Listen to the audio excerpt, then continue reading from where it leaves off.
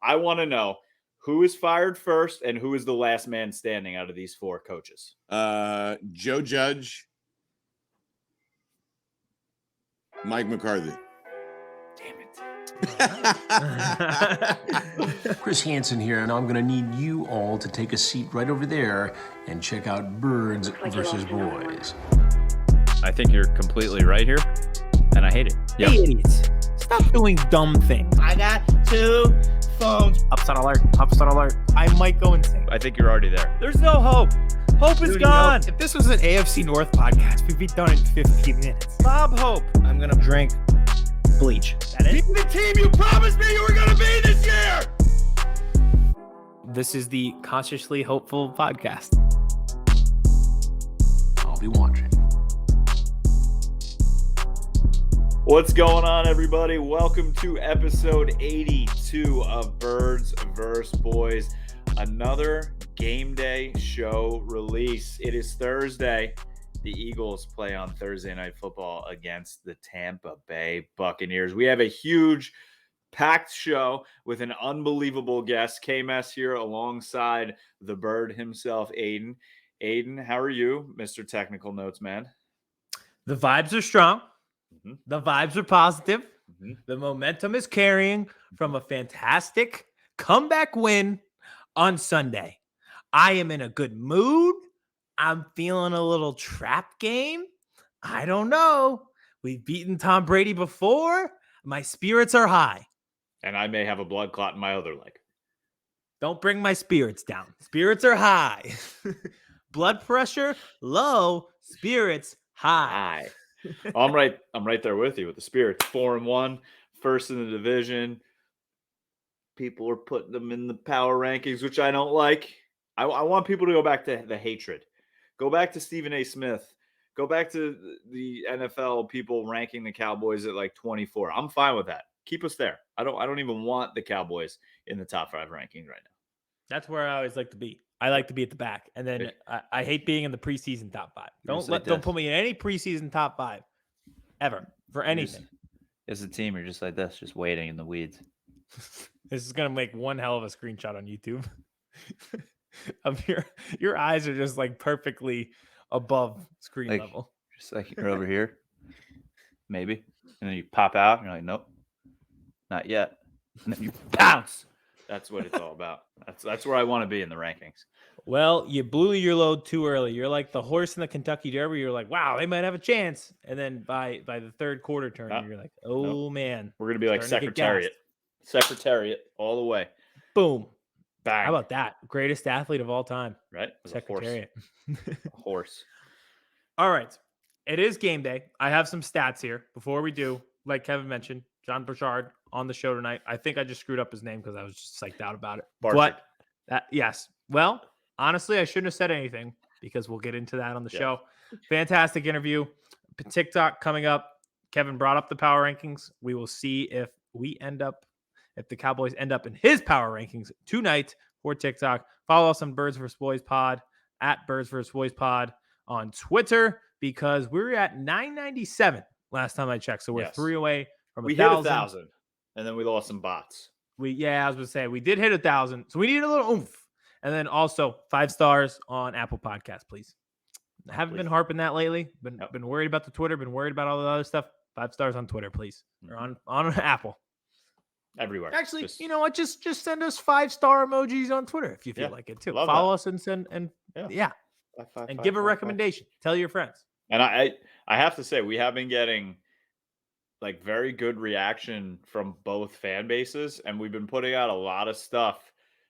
Cowboys, Eagles, Cowboy, and there hasn't been much blowback. One guy today quote tweeted the Jerry Jones thing, "Happy birthday, boo," and then I know you put something, but we've been. I'm not wishing Jerry Jones happy birthdays on my account. Listen, when he shares the same birthday as Brian Dawkins, we can't. This is Birds vs. Boys. We can't celebrate one and not the other. Well, we could. I think we could. Nah. But no, we've had a lot of interaction with both fan bases, which has been a lot of fun. And yes, we all come together as anti-Giant fans, so that's fun. Yes, that brings us together. One quick thing about knowing that people are listening. Went to do we're in the trade season for fantasy football, so I went to trade AJ Brown, and my friend just sent me back like a clip from our podcast of me saying AJ Brown sucks. Did you I was really? like, yeah, which is fantastic. I was like, you got me there. I thought that was great, but for the listeners, so. Before we get into this game, because obviously it's game day and then the Cowboys game, speaking of the anti-Giants stuff and our hatred for Joe Judge and the Cowboys putting them in their place, you saw the video of Joe Judge today at practice, correct? Yeah, you put it out on Twitter. Yeah. At Birds vs. Boys Spot on Twitter. We're so close to 1,000. Deja vu. Vince, just play this video real quick. Right now, he can just observe. He's in meetings, he can participate in meetings, he can be out at practice, watch, stand behind, things of that nature. That's all he can do. Goes pads. Look at his face. The head coach doesn't even know that his fucking QB1 is out on the field with his pads. Yeah, just the look he gives to the reporter, too, where he's like, don't say anything else. God damn it. That was so funny. None of that today. It is game day for the Philadelphia Eagles. I'm not talking Giants, and I have some stats for you. You ready? Eagles Thursday night games. Week 16 of 2016. Eagles beat the Giants at home. Week 6, Super Bowl season. On the road, all-time bad refereeing, 124 penalty yards to 1. We still win, beat the Panthers on the road. Week 1, banner ceremony, beat the Falcons, 2018. Also 2018, week 6, on the road, bounce back game, beat the Giants. Week 4, 2019, in Lambeau, Aaron Rodgers driving down the field, pick at the end, Eagles win. Week 7, 2020, Eagles come back, near miraculous, as miraculous as that Panthers win, beat the Giants. We are a Thursday team. We have been on a Thursday roll. This short week has been so good to us. I hope it continues this week as Tom Brady comes into town. When's the last time we played on Thanksgiving Thursday? It's been a while, hasn't it? It has been a while. I think we won the last. It was either Thanksgiving or Christmas. Do you remember that game where Riley Cooper scored a touchdown? Who? Yes. Was that the that was also, I think it was Christmas, the fall at the 1 yard line, Westbrook. I think it was too. I think that was Christmas. But yeah, it's That was always a while fun. But back. yeah, the Eagles are always that Packers game. That just felt like the Eagles were going to win that game. You know when you get those kind of Eagles where you're like, yeah, this just feels like them. Oh, I don't know they about needed this it, or one. else it was either win that game or fall to 1-3. And at that Yes. time, they still had championship aspirations, so they needed it. They needed it bad, and they got that win. One of Carson's best games that I've seen him play. Besides until this past Monday night. Yeah, he is cursed, by the way. Like how he believes in God is beyond me. Because if I went through all that stuff, I'd be like, "There's no way some magical man in the sky is watching over me." He needs to stop with the Jesus music before games. yeah. Lamar Jackson was not listening to Christian Mingle No. music before the game, and look what happened. Although Carson went toe to toe with him, he just did. didn't work out in the end. But to our future and present quarterback, Jalen Hurts, what I would like to see with him, John brought it up in the interview, and this is what I've been screaming. Let's let him use his legs. It's his best asset right now. I think it keeps defenses off balance. It's really hard to run against this Buccaneers team. It's really hard for Nick Sirianni to want to run the ball. So I think you get into those RPO situations, and even though they're not handing it off to Miles Sanders, and again on the interview we get into why that may be, but I think just run around with your quarterback. The game changed against Carolina when he started using his legs in the second half. So let's see a little bit of that. I think that'd be my first step to keys to victory against Tampa tonight. That's who he is as a quarterback. Like, use him to his strengths. I was just about to say, so I think he has a high football IQ, which is very rare on this team and very rare on this offense. So we talked about it on the Game Day Reaction show. There was an offsides. He knew he had a free play, told everyone, just go long. Now, he threw the ball out of bounds, and this is the full Jalen Hurts thing. It's like, yeah, he's a smart guy, but is the talent there? But I just think getting back to that Oklahoma style offense. I keep bringing it up and harping on it. And the wide receiver screens haven't been working as much, but it's because you can't, no one's committing to the run. You know, they're just expecting these screens at this point. So if you don't trust Miles Sanders, I get it. Sprinkle in Gainwell a little bit more. Make it a 50-50 thing. At least use somebody and let the quarterback use his legs. Yep. So those are the two guys. I think the Miles Sanders experiment is dangerously close, but that doesn't mean give up on the run. Just use Jalen and let's sprinkle in Kenny Gainwell. You saw it in the Chiefs game too. Kenny Gainwell, when the whole stadium was chanting, "Run the ball." Who'd they give it to? Kenny Gainwell, up the middle, touchdown. I think he has, not that Miles Sanders doesn't have burst. Like we've seen long runs. Last year, he had multiple runs of longer than 70 yards or 60 yards. He does have that extra, oomph, like he gets the mushroom in Mario Kart. Mm-hmm. But Kenny Gainwell just has this bounce to him that he's had since I've watched him at Memphis that makes me struggle to comprehend why he was even a 5th-round pick. So I think it's only a matter of time before this becomes a 50-50 kind of co-chairman, co-president, co-manager, Jim and Michael at the office kind of situation with Kenny and Miles. I think this is the week where you really feel it because you're saying this guy gives us our best chance to win. We have no wiggle room. We're playing the best quarterback of all time. How about us loving our Memphis running backs each? Oh, yeah. Tony Pollard, too. Mm-hmm. Shame they just had to lose to Temple, but, not everyone can keep up with the powerhouse Temple program. That is very, very true. Temple's thought they were going to beat Cincinnati. I thought so, too. It was only 14-3. Yep.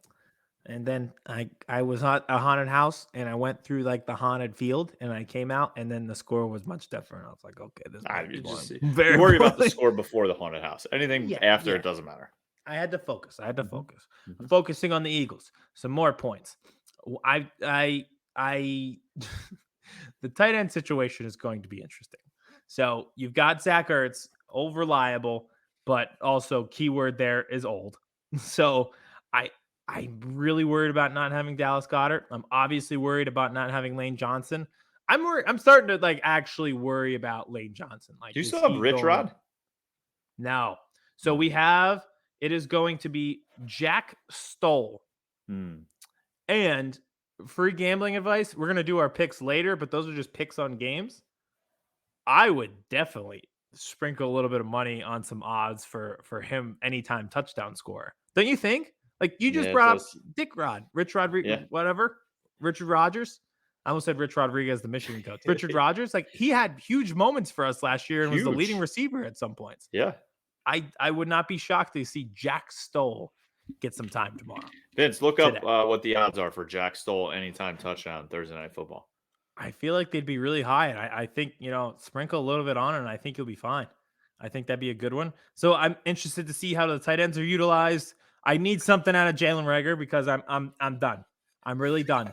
There's, when you're in school, wasn't there always a kid in your class where he would come in and the homework would be half done? Yep, always. And the teacher would be like, well, why didn't you do every problem on your math homework? And he'd be like, oh, so this happened and my calculator died and I had the extra battery pack, but I was at school. And then he comes in the next day and then the homework's not done. And the teacher's like, well, why didn't you do the homework this time? And he's like, well, I had a lot of other homework. I just didn't get around to it. Baseball practice. I had baseball practice. And then, my mom was late picking me up. At some point, the teacher's just got to say, you either got to get your fucking homework done or just get out of this class. Yeah. And that's where we're at with Reagor and Sanders. Get the homework done, do it on time, do it correctly, or get out. Mm-hmm. And that's where I'm at because we're playing a team where there is no room for error. There is no room for a lot of mental mistakes. I think those guys are keen on mental mistakes. And the offensive line has had issues with false starts and the illegal and downfield penalties. Part of that's coaching. We'll see how Sirianni does tomorrow. But I'm just looking at those guys like, this could be your final chance. Vince has found it for us. Plus 500 for Jack Stoll tomorrow. Don't hate that at all. I'd give it a try. I think he'll get serious reps. I just don't think they're going to play Zach Ertz beyond 90% of the reps just because he's the only tight end there with name value. He has never been a blocking tight end. So I would put some on Jack Stoll. Vince has told us J.J. Arcega-Whiteside is plus 400. 1,400. Plus 1,400. Wow, I read that wrong. Even worse. Yeah, he hasn't even seen a target this year. Not a target, let alone catch a pass. And he has a man bun now. Everything about it. And every time I watch DK Metcalf, I'm not gonna make any public hanging comments today. But oh my This God, could be Afghanistan. this is just. I can't stand the fact that this GM is going to get a chance at 3 first-round picks. Unbelievable. I can't wait till multiple people place the plus 500 bet because they listen to you, and he catches a touchdown in the end zone, and there's an offensive pass interference. It would that be the most fitting Eagles thing Yes. of all time? You'd be like, yes, just how we predicted. Also, Damn never mind. Go back 10 yards. Oh, man, I could absolutely see that happening. If that happens, you should be able to keep your money. I think so. I think you should be able to bet on the Eagles having a touchdown called back. The anytime touchdown that didn't happen, touchdown play. Plus, that would actually be minus. Yeah, that would be that'd be minus 500. 110. You'd be like, yeah, it's kind of just like expected to happen. Like that's gonna happen. Definitely could see that. Honestly, those plays work. So basically, the analogy that I've been using for it is refs aren't going to call it if you attempt to run a route. If you run straight into the guy, they're going to call it. Yep. If you run a route and you still run into the guy, but you're actively running a route or getting to the corner like Greg Ward would need to, it's just an unwritten rule that they're not going to call it. It's like when you're on the highway and it says 70 miles an hour, police aren't going to pull you over for going 80. There's that unwritten rule that 10 miles an hour over the speed limit is okay. Unless you're in a school zone. Unless you're in a school zone, totally different. Same with offensive pass interference pick plays. They'll let you get away with it, but you got to do it the right way. They'll let you drive 10 miles an hour over the speed limit, but you can't do more than that. You got to know the unwritten rules. It's like, so we'll see if they improve. The refs are like, at least try. At least just try to make it look like you're running around. That's all you got to do. Yeah, and the J.J. Arcega-Whiteside one, that I thought that was a bad call, but I get where they're coming from where he put his arm out. Now, a lot of guys on routes put their arm out and extend. So it's it's iffy on that one. But the Greg Ward one, you guys got to learn this. You got to learn. You're an NFL football player now. Greg Ward, you've been here for 4 years. Come on. This coaching staff cannot let that happen. And again, the other thing I'm looking for, they're going to make mistakes. They're a young, stupid team. Let's make less. Let's make less mistakes against the greatest quarterback of all time because that'll help us win. And speaking of greatest of all time and wide receivers for the Philadelphia Eagles, RIP to Mr. Travis Fulgham 1 year later after being the greatest wide receiver in the league. End of a great era. Just truly amazing. I was listening to Bell and the Birdmen, and they were freaking out about John's partner Vince was freaking out about the Fulgham thing and just being like, they have a guy here who can only block and hasn't seen a target, and then also Greg Ward, who has one pick play and one pass out of the back of the end zone, and they were just like, okay, see you, Travis. And then we're also like, he's headed to the Dolphins. Wow. Yeah. Just like Matt Collins did. Mm-hmm. So I don't know what they see in Eagles receivers that we're not seeing, but it's interesting to say the least. Yes. And I also always go back to that where it's like, I'm done with the Carson thing. I'm fine with him being a Colt, but also like he sucked last year and his best receiver was just released from our practice squad and picked up by the Dolphins practice squad. Come on, guys. This is not hard to figure out what was Wish he going would have on. went to the Colts. That would have been funny. Mm-hmm. It actually wouldn't have been a bad move on their part while they wait for T.Y. Hilton to come back. If he ever comes back. If he ever comes back. Yeah. I did see today he said he was getting close. So on the other side of the ball, I'm greedy, but another Darius Slay interception wouldn't hurt. I'm interested to see. So Darius Slay used to just play his side. They switched it, and then he followed DJ Moore around. Well, now they've got Mike Evans, Chris Godwin, and Antonio Brown. So I don't know who you follow of that trio, or if you just play a side and whichever all-pro wide receivers ends up stumbling onto your side. Oh, that's what happened who with you end up Dallas. They put Diggs on Evans, and he kind of took him out of the game, but then Antonio Brown just ruined Went the off. game. Yeah, so I'm really worried. I'm assuming Antonio Brown will be in the slot a lot. They use Godwin in the slot too. That means it's Avonte Maddox, who has always been known for being a step slow against Antonio Brown. Not good. So that worries me quite a bit, that matchup. Stevie Nelson on Chris Godwin, we'll see. I assume that's That how should the be a good matchups battle. we're going to go. Yeah. Godwin is very underrated. He seems to be like the forgotten guy because this team is so talented. But still, like last week, he was forgotten, and he had 7 receptions for over 70 yards. So we'll see how it goes. I think that's a huge test. Way to help out. Keep getting pressure.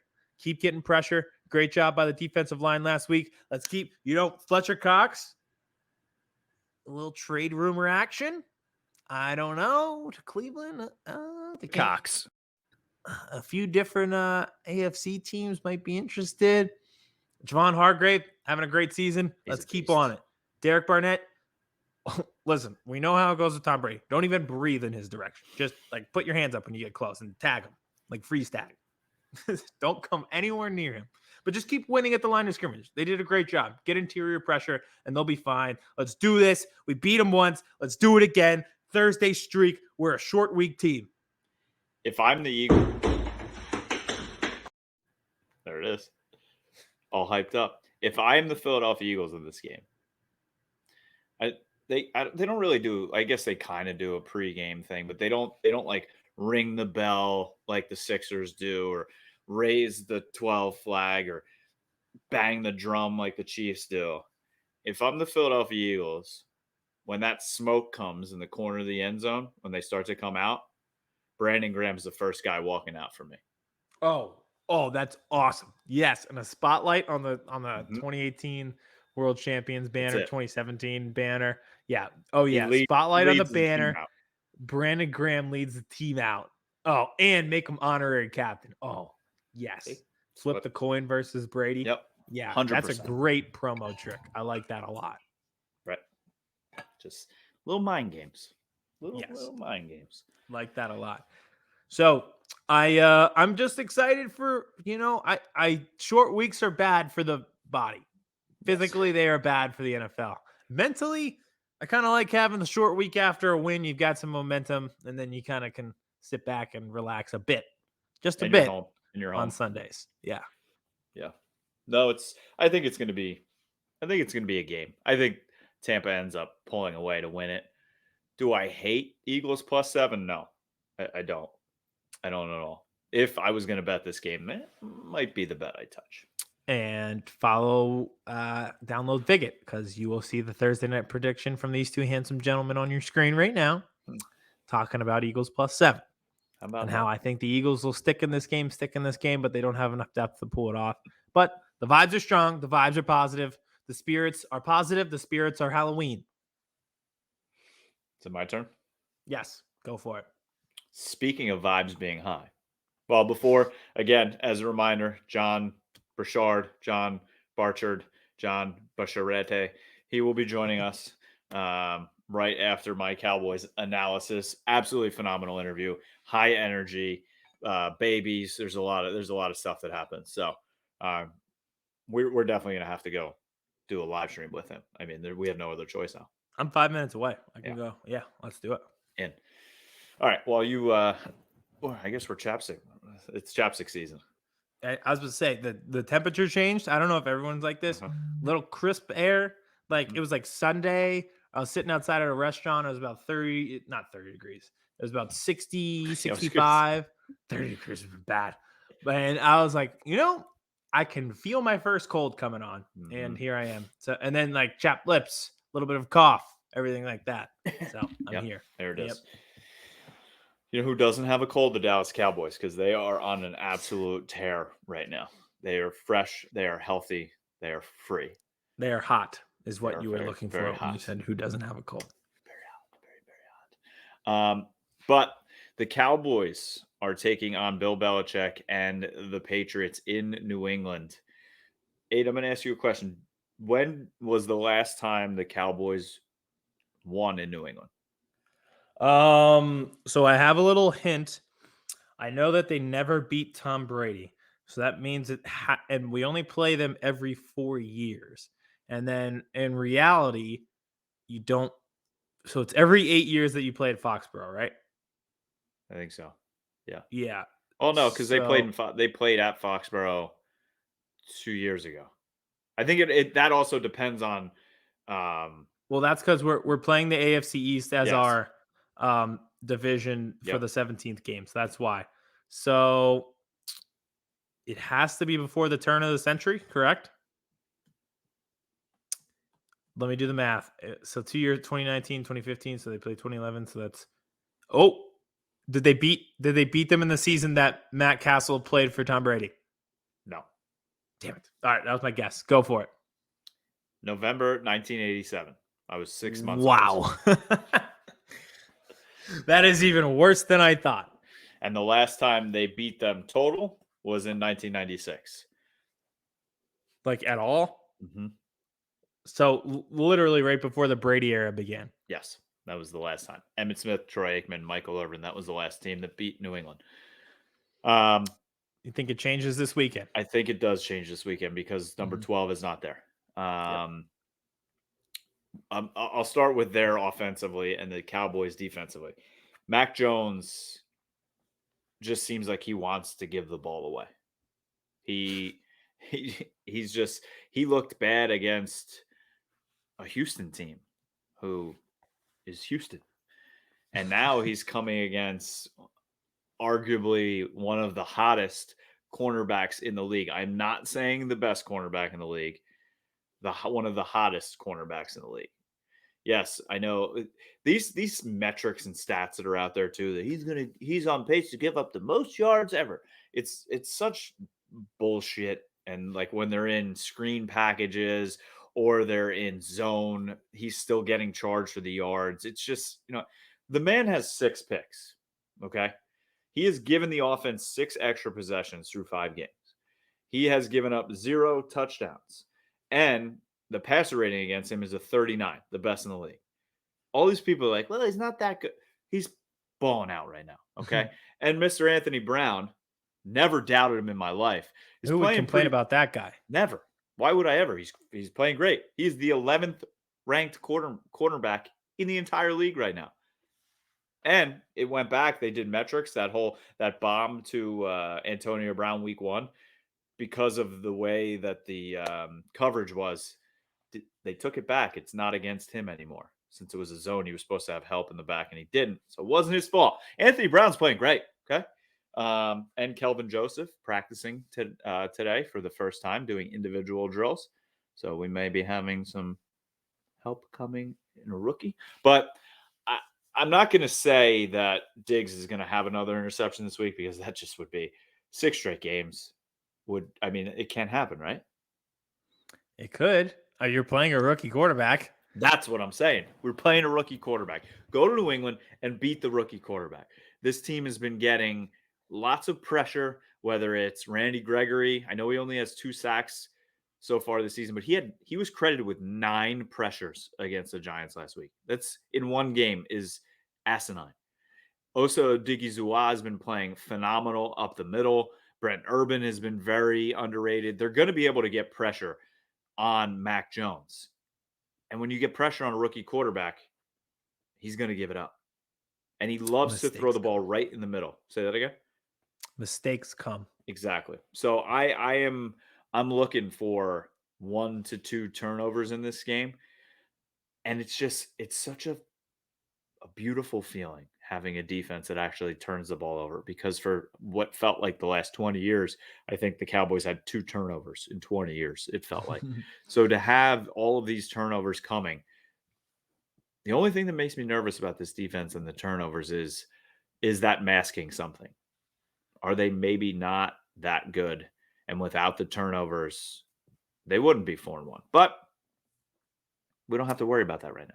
Yeah, I just don't think this is the week where you find that out, the answer to that question. You're always going to have that in the back of your head, like, am I good enough to make it? But this isn't the week where you figure out the answer to that deep-seated question. I just think it's a less talented team. Yep. And we don't even know if their best running back, Damien Harris, is going to play. They're just, they just don't have the firepower. And it's the same as the math thing with the Giants.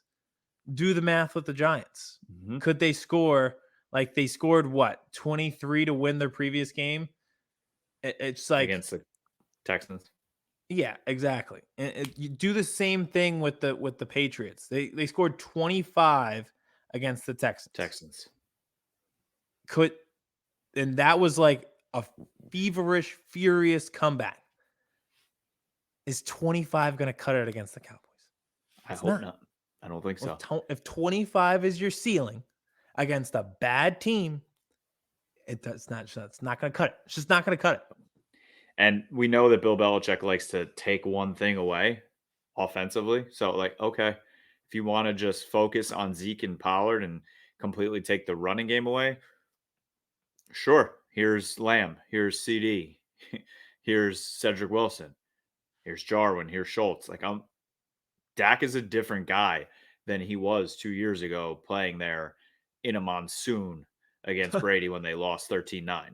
Yeah, that game was ugly. I remember that one. That was bad. That was Amari Cooper didn't have one catch in that game. He dropped the one right in his lap. You couldn't see the ball. Yeah, it was a monsoon. So the way Dak is leading this team, and I say it in the interview, something that I love about this team is, well, one, they seem to be just having a lot of fun. It's different than a team that I've seen in a long time of the Cowboys. We saw the video of Micah going against Jordan Lewis in the basketball game. Every day now, players start going live on Instagram. And as soon as I get the alert, I'm like, ooh, and it's them playing that game. And they have real money on the line. Michael won a $1,000 on that game against Jordan Lewis. And just the competitiveness, the fire, the fun, it's a different feeling this year than I've had in a long, long time with the Cowboys team. And like I say in the interview as well, I feel like they're not bought in on the brand of the Cowboys. They don't feel like, I'm a Cowboy, I've made it. Maybe it's because it's a lot of young guys on this team. Maybe it's the leadership of Dak Prescott that's not letting them do that, and some older veteran guys that are finally actually leading. But it just seems like they're not satisfied. They're hungry. And I think it's guys like Micah too that's feeding into that. He doesn't give a fuck. He just wants to win. Flat out. Hit things. Yeah, that's it. I love that. He said this week that it was his destiny to play for the Cowboys. Makes me. He's from Pennsylvania. And he looks so good in that blue and white. He looks so good. I'm not getting into it. He would have looked ugly in that green. He would not. No, he would not. Oh, yeah. No. He would have looked bad. I think he would have looked bad in Washington. He would not have looked as fast in Buffalo. He would have looked fast in the Eagle uniform. He would have looked good. Not as fast as he does in white. We also wear white. It's okay. Yeah, he would have been fine. But I think they're going to come and put the foot on the throat of the Patriots. This team, like Dak, knows what happened the last time they played up there, and they're just rolling right now. I don't see. I mean, could they fumble and lose? Absolutely, of course. They're going to have one of these games. I think it's the game after this when they play the Vikings. I think they're going to have a struggle in that game, but I think they're going to go to Foxborough, and I think I'm actually going to be able to see my first win in New England. I remember the 96 game when they won, but I mean, obviously I was 6 months old the last time they won in New England. So I'm looking forward to having an opportunity to actually see them win in Foxborough. I think it happens. I think we're going to rename one of these segments here in the Cowboys section of our preview podcasts, Aidan's Math Corner. And we're just going to take every opponent the Cowboys play, take their maximum output on offense and say, now, class, would this beat the Cowboys? Yes or no? And we're going to do that every week. And right now, would 25 points beat the Cowboys? Yes or no? No? Good job. And you need to think, too, moving forward, this team is getting Lyle Collins back after this week. Like I said, Is he or is he going to fight his suspension again for the he is. 14th time? Suspension is over after this week. He's done. He will be back as the Cowboys' right tackle. Which then I love. That means you have a good swing tackle in Terrence Steele, because Ty Nsekhe is just done. Dude, it stinks. But they're going to get Collins back. Kelvin Joseph is on the mend. Dorrance Armstrong is going to be coming back. Michael Gallup they're scoring all these, and they don't even have like their true deep threat in Michael Gallup. Cedric Wilson's been playing phenomenal in his place, but you almost forget about how good Michael Gallup is, and he's not even there. And then Tank Lawrence as well coming back. So the amount of injuries and guys on suspension that they have, and big name players that they're going to be getting back, just makes me even more excited for the possibilities of this team. And this team continues to be very good. Watch for Jerry and Steven to try and make a move at the deadline. Go get. Ooh, I don't even know. I know exactly who I want. We'll save that. We'll save that one. I think that might be. We'll talk about it on Sunday. He wears green and white. Marcus May. I would like him, but no, there's somebody else on that team that I want more that has been sort of name mentioned. Interesting. If it's not Marcus May, I actually don't know who it is from the Jets. Would you like to know? Yes, I would. Quentin Williams. Right up the gut. That's what we need. Defensive tackle. We got a big defensive tackle. Yes, sir. That's what we need. Vince said Zach Wilson. Hey, they need a backup quarterback in case Dak gets hurt again. Oh, I can't wait till that kid's playing in the CFL in 4 years. He just looks like Judge is going to coach. Yeah. Oh God, he looks like a commander, or like I don't even know. They're like the Alouettes. Zach Wilson and the Alouettes. Oh yeah, sounds without right. a doubt. Oh, definitely. Yeah. But yeah, I think Cowboys win. It's 4.5, I believe. Have it right here. That's it. Oh no, 3.5. 3.5. What? Yep. I don't like that at all. Something tells me that I'm missing something. I don't know what I'm missing here. I've watched the Cowboys offense every week, and I don't know what I'm missing that they think they're only 3.5 points better. The Cowboys have been underrated all season long and underestimated by Vegas. They're the only team, knock on wood, that is 5-0 against the spread this year. America's underdog, the Dallas Cowboys. How about it? Always. Yeah. How about it?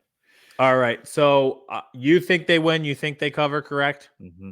And I think the Eagles cover. I don't know if they win, but I think we have good times. And everyone has fun. We go home. All right. So without further ado, let's get into our interview, because this was a really good one. High energy from the start. And you'd expect it if you've listened to his podcast, Bell and the Birdmen. John Barchard on the show. Probably one of the greatest radio voices in Philadelphia. Just you'll know his voice. If you follow Philly sports, you will know his voice immediately. Great interview with John. Here it is, presented by Stateside Vodka. All right, Aidan, we are now joined by an absolute legend in the Philadelphia sports media. Yes, I'm pointing right at you. He runs the Bell and the Birdmen podcast. We were just talking about it. It is absolutely electric. He also runs Last Out Media. It's the one and only John Barchard. Now, John, welcome to Birds vs. Boys. Thank you for having me, fellas. I appreciate it, and hope you like the the artistry behind me, especially for you. It's beautiful. Beautiful decor. Like you're in the woods. All right, before we get going here, how many different ways have you heard people pronounce your last name? Oh, mainly just 6. So like it's either Bouchard, Barchard, Barchard. Like it's just orchard with the B, basically. Yeah, Barchard. You just got to think that way. Yeah. Barchard. Yeah. If we were in French Canada, then Barchard would probably kind of fit in. I'd probably be talking about, Bell and the Habs or something like that, and have a good time in Montreal. But yeah, it's I'm a mutt, so I get it. Perfect. Yeah. Honesty hour. We knew how to say it, and then we got in here right before you came in, and we freaked out. And we were like, "Are we sure? Like, are we 110% sure?" I pulled up an old clip with you and John Marks. Oh, nice. There you go. I was like, all right, there it is. Yeah, that didn't help. The WIP. There was a running joke at WIP that somebody said. You remember Mike Bartram, the old long snapper for the Eagles? Somebody made I think Jack Fritz made a joke and just said, "Oh, shut up, Bartram," or something like that. And everyone just assumed I was that. So I literally didn't go by John on the air, one, because there was 400 Johns on the fucking radio station. And two, I just was like, you know what, if I just say the Barchard show, maybe people know my last name for once. And, there's too many Johns in the world anyway. So That's true. this is my history lesson of my last name. I'm glad you enjoyed it. Yeah. I'm good friends with Jack, and that sounds about his level of humor. So that makes Fritz sense. is the best at doing that. Yeah. It's the best and the worst. Exactly. We're bringing this all together. We've had Fritz on. We've had Marks on. Now, here we go. Full circle. I love it. There we go. So what's on top of your mind tonight, boys? Let's talk some football because this is coming out on game day. Beautiful. Bucs and Eagles. I think even the most positive of Eagles fans would be hard-pressed to assume a win. Yeah, well, assume a win for the next 6 weeks is probably not a good thing to do. Yeah. True. Yes. Yeah. Now, we don't have to assume a win. We just, we can take the moral victories. So what would you like to see in this game today, if you're listening, that tells you this team's starting to get it? They're starting to grow a little bit. Yeah, I'd like to see Tom Brady's face in about the Bucs 20-yard line. That's what I'd like to see. There you go. So that's I'm kind of there. And even though we're not going to assume a win, we're not going to do all these different things, I live for a chaos on Thursday night. It's just anything can happen. It used to be the shittiest game ever of all time, and nobody watched it. Now it could be lately they've been fantastic, Geno Smith coming in and playing. How about that? With those highlighter jerseys that are just I don't know why everybody likes them, but hate them. The old man in the cloud. Yeah, I hate him too. I get how it looks, and I'm still really unsure about what exactly Nick Sirianni's offense is. Other than running a bunch of bubble screens and the passing chart making me very frustrated, and most of all, not using Jalen Hurts' legs, which is just incredibly frustrating on its own. I think the Tampa Bay defense is probably going to kill the offensive line of the Eagles, and it's just going to be one of those games again. They're going to win this game, though. So that's where it looks like Nick Sirianni has wanted to start the fireworks at home so badly twice, and they've been this close twice, of deep shots, touchdowns being called back. I'm sure we're going to have another touchdown call back in this game because the streak needs to be alive as well, because that's also the yearbook of the 2021 Eagles at this point. But I am sticking to my guns here. It's early in the season, and don't worry, Kevin. Don't worry. We'll have some words for you here too. Because you can celebrate all that shit in the first quarter of the season like Cowboys Nation always does, and then Mike McCarthy's still at the end of November and December.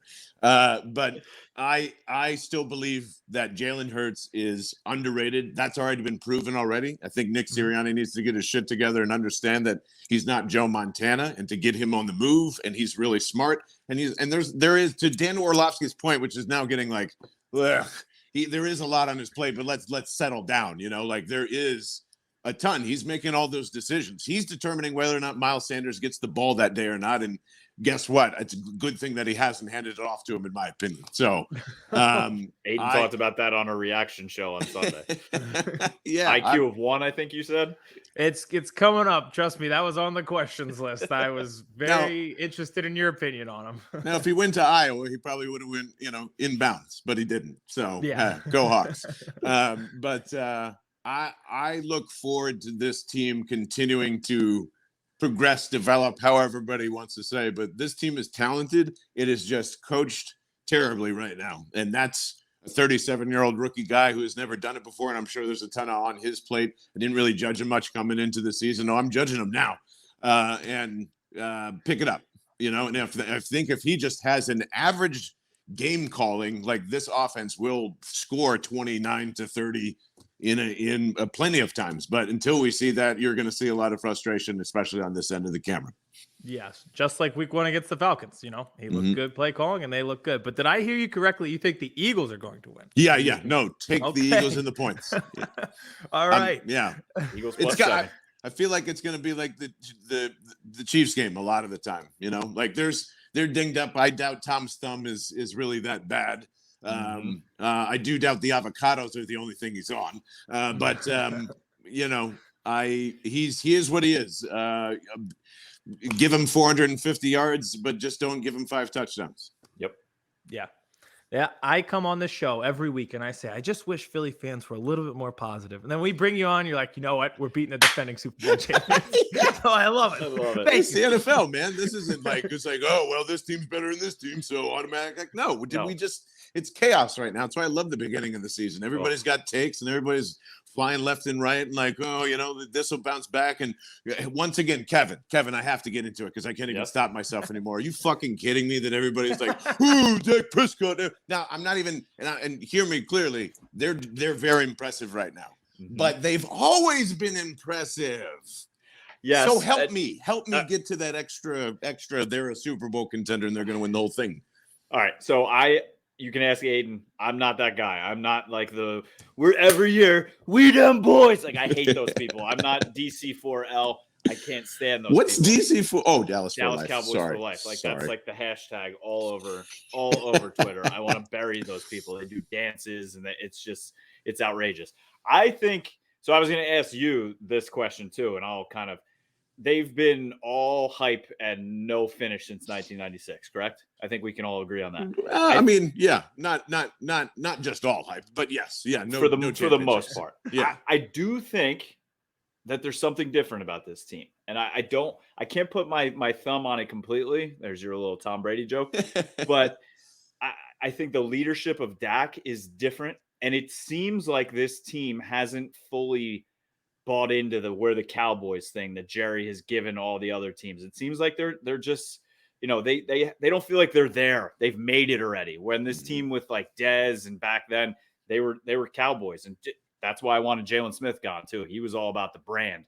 He wasn't about winning. I just feel like this team with Dan Quinn and what Kellen Moore is doing, I don't know. I just feel like they're different. I'm not saying they're winning the Super Bowl, but I sure would like to add another year to this banner. Right? Well, yeah, but why didn't they just give Kellen Moore the head coaching job? Honestly, because Jerry still wants a puppet. Oh yeah, but I mean, he's got a puppet anyway. Kellen Moore is a puppet. He just calls the offense and shuts up. Like it's just Mike McCarthy's going to screw that up, man. Like that's coming. Oh, he's already done it twice, clock management wise. Yeah, I can't find the clock. Like, there's 2 of them, and it's like 50 billion feet long, isn't it? Like you literally can't miss it. So and he did it in LA where they just put $5 billion into the stadium and couldn't find a clock. And he'll kick field goals in the playoffs too, Kev. Like it's just I can't wait to see at the end of the season what happens if Kellen Moore is offered like the Raiders job or I don't know, the Jaguars job or a college job, which some people said he prefers going back to college as a head coach. Will Jerry do the same thing he did with Jason Garrett? Undermine Wade Phillips and name him the assistant head coach and give him the same salary as Mike McCarthy. Because Aidan, you may have been a little too young for this, but Wade Phillips was the head coach. They were paying him $3 million a year. Jason Garrett was interviewing, I think, with the Raiders and the Falcons. And then Jerry didn't want to lose him. So he said, all right, well, you're now the assistant head coach and you make $3 million a year. And Wade Phillips is like, what? He's the what? So I can see that same sort of thing happening in this aspect. I don't know. God bless him. Yeah. Jera. And it's his birthday. Well, yeah, today, but yesterday if you're listening. Happy birthday, Jera. Happy and birthday.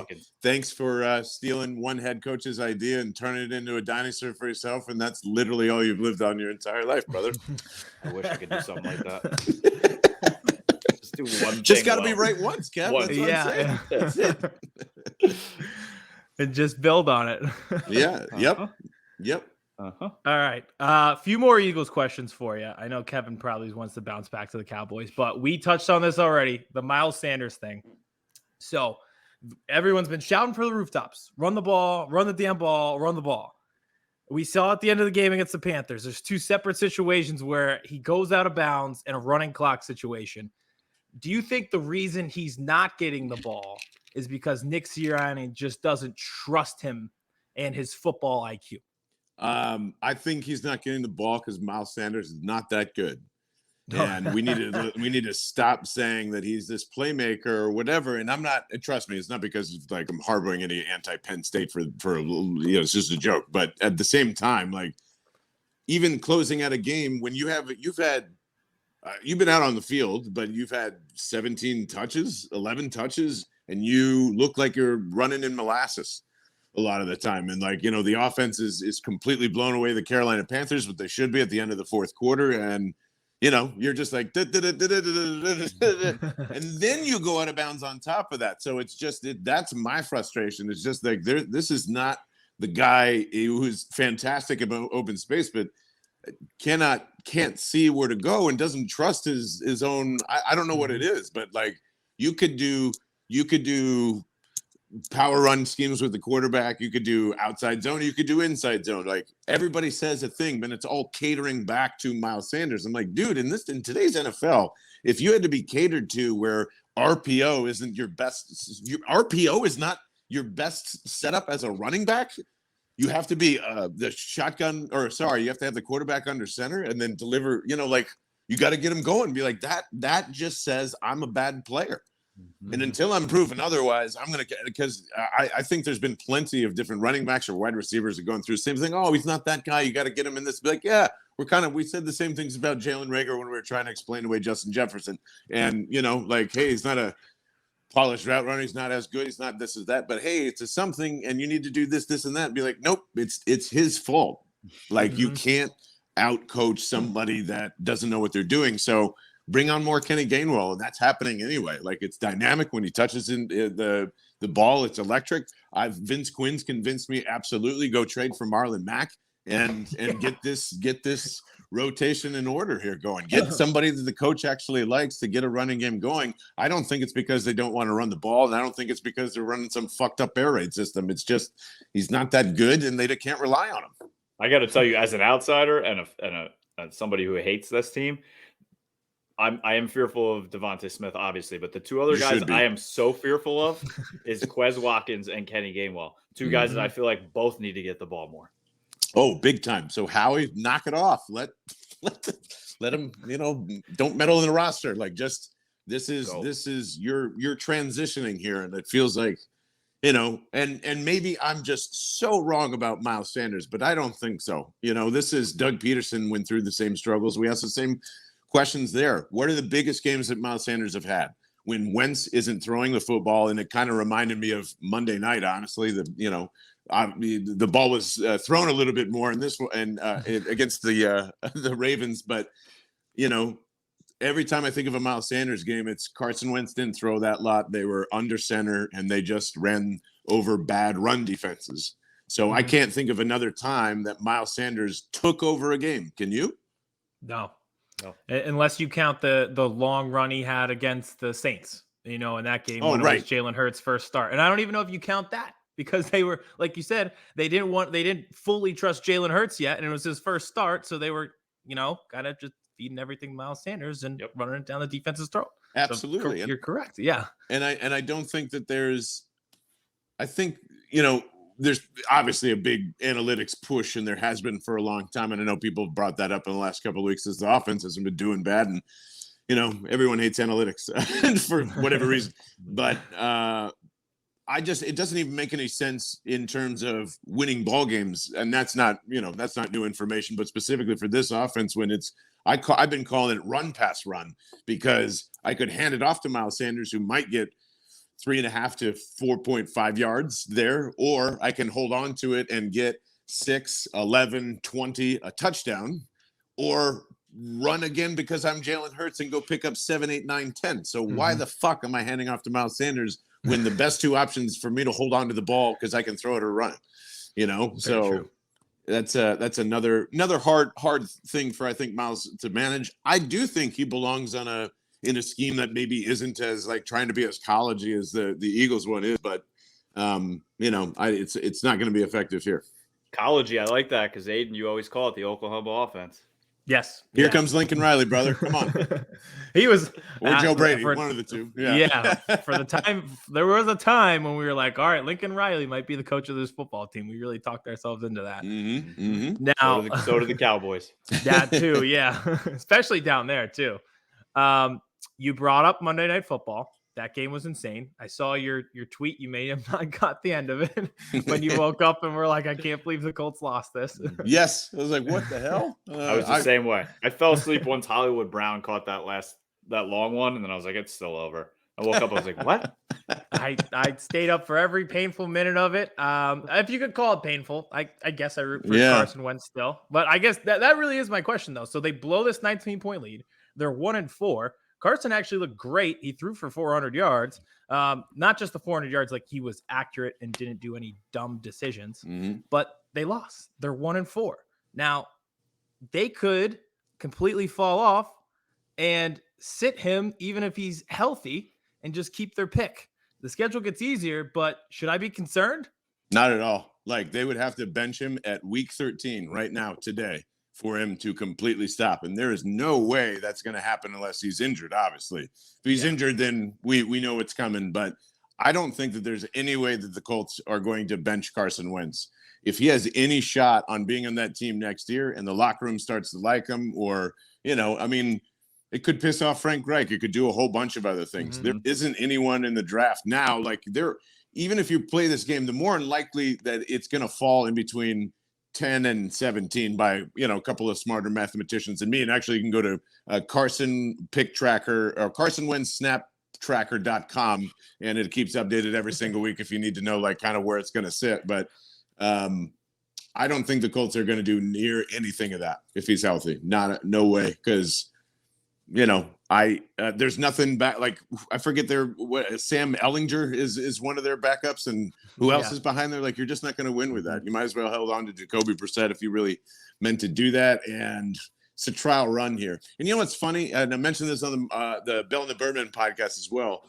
Carson was really effective. You want to know why? I listened, so I'm not going to give it away, but I know, and it was Kevin, very funny when you said it. You want to know why? You want to know why it was so I do effective? want to know. Yeah. He couldn't move. Yeah. It's true. So, like, he actually had to manage the game for once and not run around like a crazy asshole and cause his offensive line a bunch of trouble. He actually helped. Two ankles at the same time. Yeah, that's what I'm going. See, Carson, manage the pocket, move the pocket with your offensive line, and wide receivers are open. And you're going like, yes. How about that? Now hand off the football, and yes, there's the Carson Wentz designed offense that Frank Reich knows and loves. But it's going to change. So he's going to get healthier. I think they play worse. I don't expect the Colts to be. I'm hoping that it hits right around 10, because that's a great sweet spot for the Eagles no matter what. Oh, definitely. Yeah. I hate every second of it. And Dolphins, keep doing what you're doing. I know. Oh, it's great. I need the They Dolphins the to get a Jaguars win. this week. Yes. Another London game. Yes. Yeah. Oh, that's right. I forgot about the London game. And fellas, I apologize. I do have a baby crying, so I have time for one more question. All right, I got you. I am going to give you the NFC East coaching landscape. We've talked to Mike McCarthy. I feel like you already know exactly what you feel on them. Nick Sirianni, brand new in Philadelphia. Riverboat Ron seems to be underperforming for the Washington, whatever you want to call them. Who could have seen that coming? And then Joe Judge is a complete clown show in New York. So I want to know who is fired first and who is the last man standing out of these four coaches. Joe Judge, Mike McCarthy. Damn it. All right, before we get you out of here so you can go deal with the baby crying. Yes. Let everybody know about the podcast, where they can listen to it, how they can follow you on social media. Absolutely. You can always follow me at John Barchard, and you can follow the podcast at Bell and the Bird across all platforms, Twitter, Instagram, TikTok, all those fun spaces over there. We are on every podcast platform, YouTube, Twitch, all those fun things as well. So whether you like to listen, whether you like to view, whether you like to do both, we have it all. And the great part about our podcast is we invite fellas over, like, the boys and the birds, and say, come grab a mic with us, because we live stream through the entire game. We essentially are like an alternate broadcast for Philadelphia, which I was like, yeah, if the Mannings can do that, why can't we have some fun as well? And we would love anybody to come out to the Henry James Saloon in Roxborough. It's right across the street from D'Alessandro's. It's a great little pub. We go crazy. We hand out free Liquid Death mountain water as well, and have a lot of beers, have a lot of good wings and cheesesteaks and all that fun stuff, and throw you on the mic whenever you feel like doing it. So yeah, we'll be in on that. We actually just did that from the Showboat Casino in AC. We were locked in a boxing ring watching the Cowboys and Eagles live streaming. So it was great. Man, Maybe we should go up there and do that. That sounds like fun too. So It's a blast. we'll see you week. What is that? 18 Yeah. for you guys. That's gonna Yeah. be weird to start Once saying it's already- week 18. Oh yeah. Sorry. Game's going to mean nothing. Yeah, probably. Yeah. But I appreciate the time, fellas, and Awesome. have a daughter if you haven't already. It's fucking amazing. Maybe. Will do. Later, guys. Awesome. See you. Thanks, John. Thank you. Appreciate it. What an absolutely electric interview. I'm upset that he had to leave early because the baby was crying, but that only means we're going to have him back on, Aidan, because Yeah, phenomenal. blessing in disguise. Blessing in disguise. We were on a roll, and that means there's got to be a part 2. So we'll do it down the line. Like I said, one of the best voices in Philly media. Thank you to John for coming on. Another great interview, and made a lot of points that I was agreeing with. Yes. Like I said in the beginning of the show, Jalen Hurts and his legs, the Miles Sanders thing. I think John and I are on the same page with the Eagles. But enough Eagles and Cowboys talk for tonight. We've got our gambling picks for Sunday, sponsored by Odds Crowd. Yes. All right. If you haven't yet, join Odds Crowd. Use our codes. Kevin, you are brand 2. Brand 2, baby. I am brand BRAN 11. And Vince, you might have to put yours in. So to remind me, I think you're brand 13, 14. Don't use 13. Use 14. Join the week-long or season-long betting competitions. I was in a college one last week. I almost won $200. And then for the first time in 80 straight games, Alabama lost as a double-digit favorite. So I did not win. That happens to the best of us, but also actually never happens. Ever. Literally. So join the one for the NFL this weekend. We've got our NFL picks. Are you ready? Yes. I'll let you start since you are leading in the rankings between us. Have not been doing too well in these. It's a bounce back week. Speaking of bounce back weeks, let's take a look at the Chiefs. Chiefs, they are -7 going against the Washington football team. I think this is one of those get right games. I think on Odds Crowd, if you can take it down to 6.5, like with an alternate spread like they allow you to do, I don't like the even numbers like this where it's a solid number.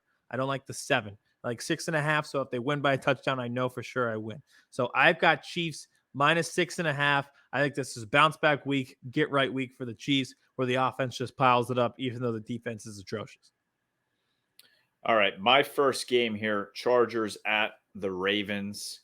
I'm going Chargers +3 on the road. I know they're going across the country. I know the Ravens are playing pretty good football right now. However, so are the damn Chargers. And we are going to be doing our power rankings coming up. That's just maybe a little hint. But I think Justin Herbert is the truth. I think he is a true MVP candidate for this season. The Ravens coming off that thrilling victory on Monday night. They're on a short week. Could be banged up after that overtime game. I know they're at home, but I think the Chargers win this game outright. So if I can get them on Odds Crowd +3 in this game, I absolutely love it. Even though it's a 1:00 game, but I think their head coach has them buttoned up in every aspect of the game right now. And their quarterback, too. I love the Chargers this year. I am in love with the Chargers. All right. Next one I have, I'm taking a look at Steelers-Seahawks, the Sunday night football game. Over-under set at 42.5. I'm going over the 42.5. I think that the Steelers offense showed signs of life last week against the Broncos, so they scored 24 points. Geno Smith looked competent. That offense was doing nothing. They were stagnant until he got into the game, and they looked good. The Seahawks defense has not been good at all, so I think they could score some points. This is a pretty low total, so I think you could hit that over 42.5. All right, my second and last game. Packers on the road in Soldier Field are 4.5-point favorites, coming off an absolutely insane ending to a game. I mean, our guy McPherson missed a field. How about that? Did you see when he thought he made it and he jumped in his arms and he's celebrating? Poor rookie. And then Mason Crosby. There was, I think they said 6 missed kicks in the last 5 minutes of the game and overtime. It was unbelievable. It was insane. But I think the Packers get right here, going against a rookie quarterback in Justin Fields. I see the Packers winning this game by more than 4.5 points. I see them winning this by a touchdown. I bet on them last week. I got the push because I had them -3 and they won by 3. So can't get a push this week with the half point, like you said. So I think the Packers win this game by at least a touchdown. I think the Bears, yes, they won last week against the Raiders. How about John Gruden's last game ever was lost by Khalil Mack and the Bears? Yeah. Fitting.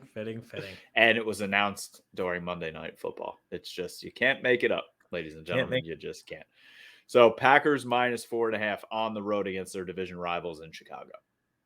Love it. So those are our picks. Download Odds Crowd. I really love the interface of the app. Yes. They don't so really have easy. to pay me to say these things. I just use it on my own. So download that. But it is time for our TikTok. We did not have Vince last week. People missed him. We have him back today. Look, he dressed all up for us. So much hair. So much hair. There he is.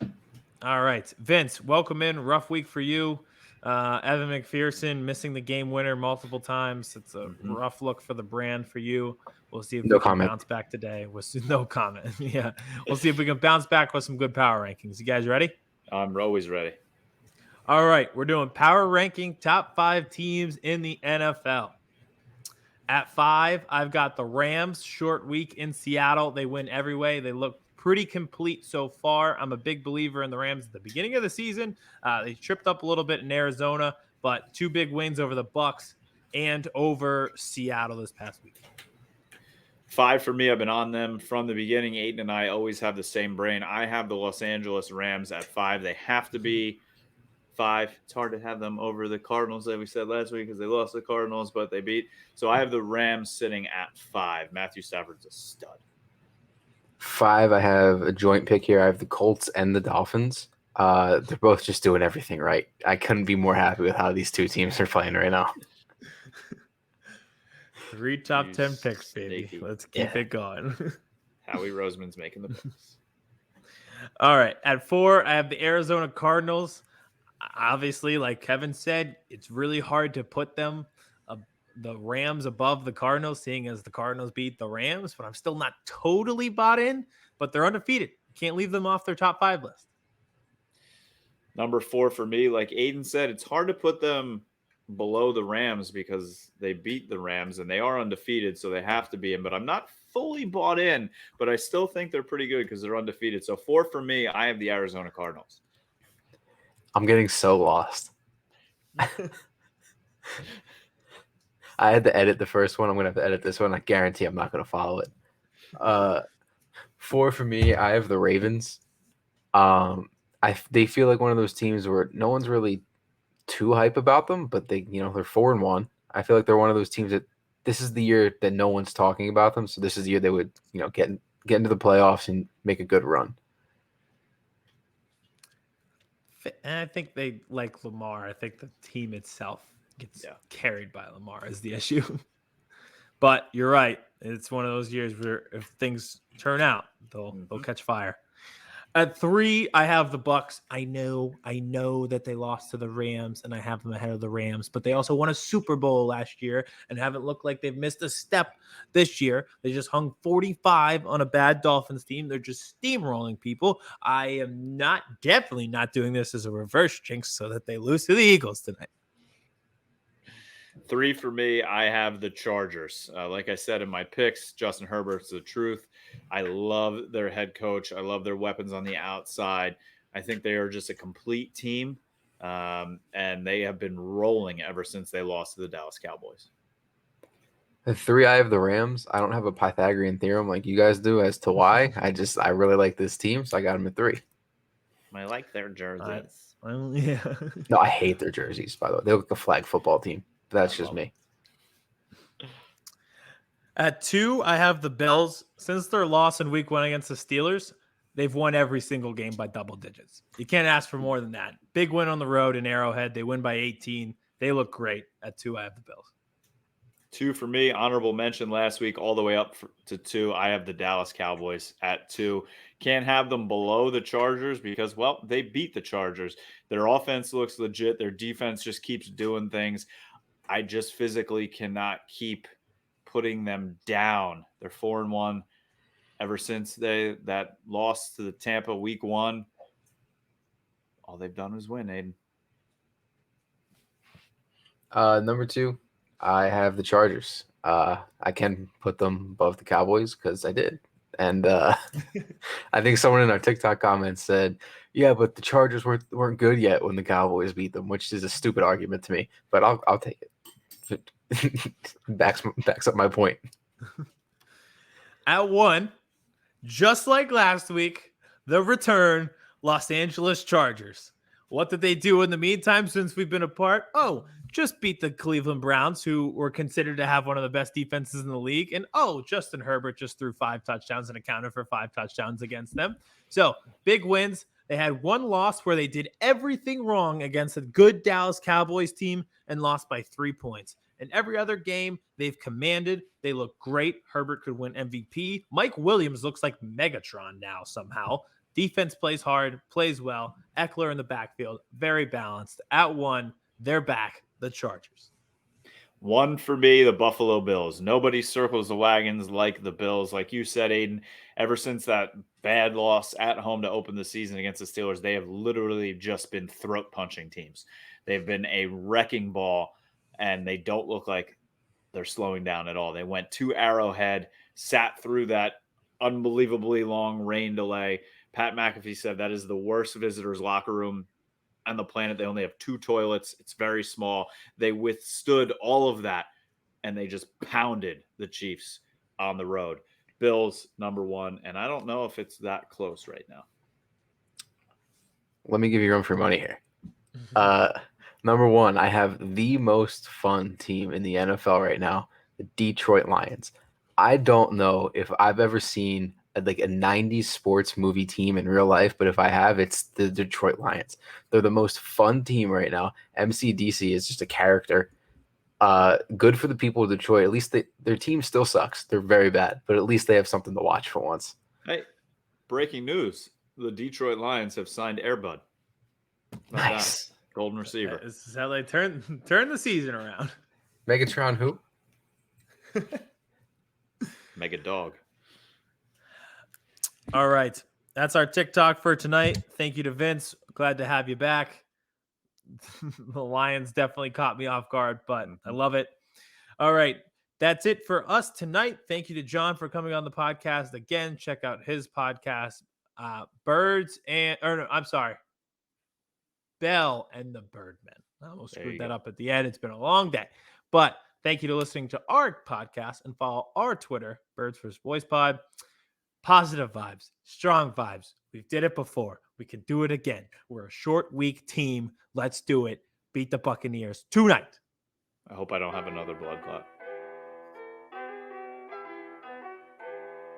Chris Hansen here, and I'm going to need you all to take a seat right over there and check out Birds vs. Boys. I think you're completely right here, and I hate it. Yep. Hey, idiots. Stop doing dumb things. I got 2 phones. Upset alert. Upset alert. I might go insane. I think you're already there. There's no hope.